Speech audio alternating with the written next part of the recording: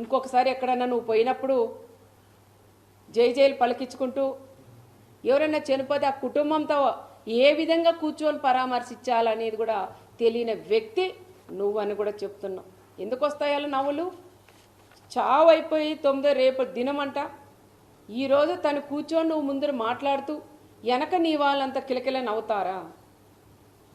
వాళ్ళు ప్రాణం పోగొట్టుకొని ఆ కుటుంబం ఏడుస్తుంటే నీ వాళ్ళు నీతో పాటి నీకు నవ్వేది తెలియదు, ఏడ్చేది తెలియదు, రెండింటికి సంబంధం లేకుండా నువ్వు అక్కడ కూర్చొని ఆ కుటుంబాలను ఆ విధంగా మీ వాళ్ళందరూ కూడా నవ్వుకుంటూ వాళ్ళని పరామర్శించేది కూడా అది కరెక్ట్ కాదని మరొకసారి జగన్ రెడ్డి కూడా తెలియజేసుకుంటూ, మా గ్రామాల్లో చిచ్చులు పెట్టావు, చిచ్చులు పెట్టొద్దు అన్నావు, పెట్టావు.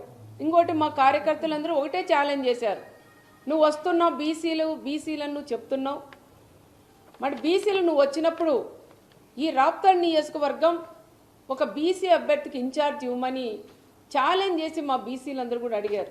కురువ కమ్యూనిటీకి సంబంధించిన లీడర్లు అడిగారు, వాల్మీకి సంబంధించిన వాళ్ళు అడిగారు. మరి నువ్వు అది చేసేకి నీ చేత కాలేదు, కానీ పచ్చి అబద్ధాలు చెప్పేకి మాత్రం పాపరెడ్డిపల్లి హత్య లింగమయ్యని వాడుకున్నాడని ప్రత్యేకంగా కూడా